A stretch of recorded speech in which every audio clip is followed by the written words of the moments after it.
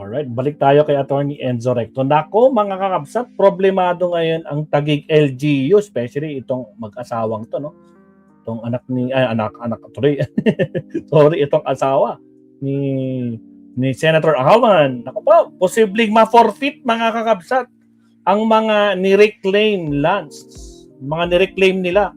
Kasi nga hindi naman siya slope, no? Ni-reclaim at ito pinakamasama, mabsat. Wala silang permit. Kaya nako po, pag pinorfeit yan ng gobyerno, sa gobyerno na yan. Naku po, sayang. Pero alamin natin kay Attorney Enzo Recto, mabsat. Pasok, Attorney. Wala nang maraming paligoy-ligoy pa. Diretso sa punto na. Maiksi lang ang komentaryo, pero diretso sa punto. Maraming kuro-kuro. May tiwali, may totoo. Dito, sa puntong diretso tayo. Punto diretso. Again, sa mga bagong pasok, like ito ang problema ni Alan Cayetano. Fakta. Kasi sinabi na ng Philippine Reclamation Authority at saka ng Laguna Lake Development Authority, yung mga reclaim na lupa, reclaimed lands, na posibleng tinituluhan na, pinatituluhan na sa private, pinatituluhan na sa private.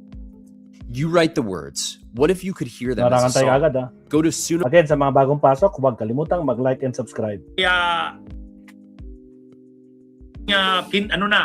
tinituluhan na, pinatituluhan na sa private, pinatituluhan na sa private, o kaya mga kabunyog, cliniclaim na ng LGU ng Taguig. Kasi may nakita tayong mga reclaimed lands doon sa C6. Yung mga reclaimed lands na yon, mayroon ng tinatayong multipurpose buildings. Agoy! Siguro proyekto yon ng LGU ng Taguig kasi ang mayor doon si Lani Cayetano, asawa niya. Ang problema ngayon, sabi ng Philippine Reclamation Authority at saka ng Laguna Lake Development Authority, kapag nag-reclaim ka ng mga lupa, dapat reclamation, na hindi ka kumuha ng permit sa Philippine Reclamation Authority. Paktay. At yung Laguna Lake Development Authority, hindi rin sa'yo nagbigay ng permit.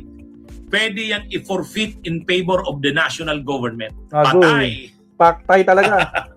Patay, mga kabunyog, mga kababayan. Sayang. Ibig sabihin, yung kiniklaim ng lupa ng LGU, ni Mayor Lani Cayetano, mawawala sa LGU ng Taguig yun.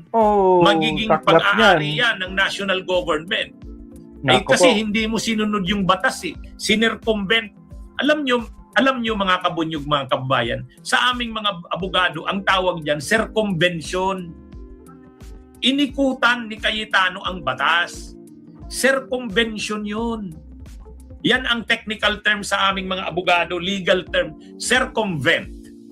Inikutan mo ang batas. Paano mo inikutan yung batas? Kasi dapat, kung magre-reclaim ka ng lupa, pwede bang mag-reclaim ang LGU ng mga lupa? Katulad yan, Laguna de Bay, sa side ng Taguig. I-reclaim mo. Pwede ba yon? Yes! Legal naman yun legal naman yung reclamation mo Di mag-apply ka. Pero ang mangyayari dyan, mag-a-apply ka sa Philippine Reclamation Authority. Saka kukuha ka rin ng approval ng Laguna Lake Development Authority. LGU ang mag-a-apply. Ay mukhang maraming proseso yan. Ayaw na. Mas ayaw na ni Alan Cayetano sa kanila Lani Cayetano. Anong ginawa nila? Ano na lang? DPWH na kasi hawak natin yung district engineer. Atin yan Pangalawa, kapag DPWH yan, yung kanyang pork barrel ni Cayetano, dalawa sila, si Pia sa si Alan, mailalagay nila doon. Paano gagawin? Palabasin na lang flood control, slope protection.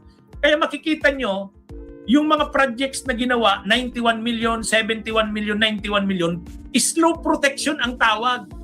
Ang ahensyang nag-implement, DPWH, ang funding galing sa mga pork barrel ni Pia Cayetano at ni Alan Cayetano. So anong tawag doon?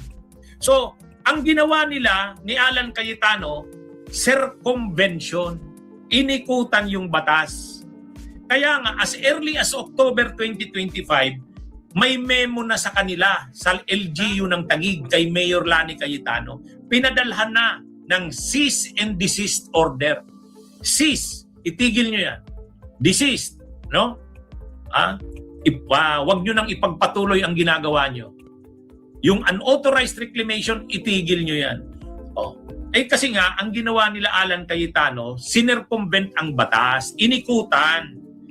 Kung mainit ang dugo nila Alan Cayetano sa bend the law, ay sila circumvention of the law. Circumvention. Una, kung reclamation kasi ang gagawin, ang magpupundo niyan, LGU ng Taguig. Di ba?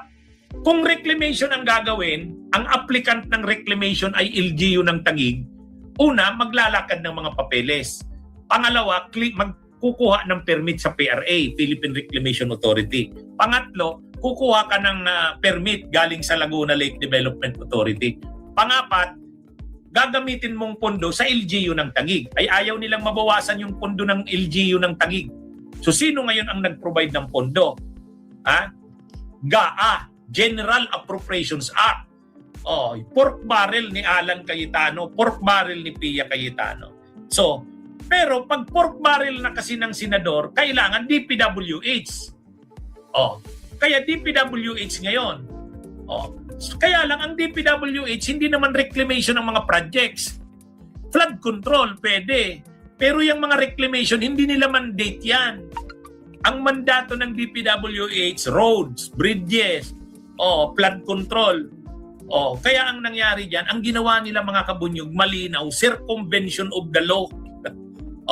'Di ba? Napakalinaw ng ginawa nila Alan Cayetano. So ngayon, ano ang malaking problema? Ang malaking problema, ipupurfit yan ng Philippine Reclamation Authority, Laguna Lake Development Authority, ipupurfit ang mga lupa na riniclaim ng LGU. Ano yan mga kabunyog. So, yung mga ipinagmamalaking accomplishment nila ni Cayetano, marami silang proyekto doon. May mga multipurpose building ng ginagawa biglang mababaliwala yan mga kabunyog. Kaya sakit ng ulo ngayon ni Alan Cayetano sa kanila ni Cayetano, yung asawa niyang mayor ng Taguig. Sakit ng ulo nila to. Sabi ni Senador Ping Lacson, ipapapurfit nila yan. Kung kiniklaim yan ng LGU o local government unit ng Taguig, mapupurfit yan. At kung may mga private persons na nanginabang dyan, pwedeng may mga natituluhan na dyan, private persons, ipupurfit din. Ayan, mga kabunyog, mga kababayan. Kaya yung circumvention o pag-ikot sa batas na ginawa ni Alan, machi-check yan ngayon. Machi-check yan. Kaya, sa ngayon, inaayos na muna ni Alan yung problema niya na yan. Kasi ayaw ni Lacson ng ceasefire Ayaw ni Lacson ng ceasefire. Kasi si Senador Ping Lacson preparado na Si Alan ang hindi. So kailangan niya ngayon ayusin din ang kanyang mga ebidensya, ang kanyang mga abogado, i-meeting niya rin, ano yung kanilang defense. Ayan. Kaya hindi na nagpapakita si Alan. Yun lang. Okay, magandang araw po sa inyong lahat. Gusto Mabuhay po. Salamat, attorney. Bunyog, halikan na kasama ka. Ako, hindi magugustuhan ni Alan Peter Cayetano to. Mga kakabsat, I am Batman, Deborah G, PMA, Marisa Sunakawa. Hindi magugustuhan ni Alan Peter kung mafo-forfeit ng gobyerno yung mga pinagpaguran nila. Ay, Diyos ko Lord, sigurado mabibwisit na naman. Kaya pa natin nagpapakita si Alan, no? Ilang araw na? 1 week hindi nagpakita si Alan sa Senado, mga kakabsat. Parang si Loren, 2 weeks na. Next week, magiging 3 weeks na.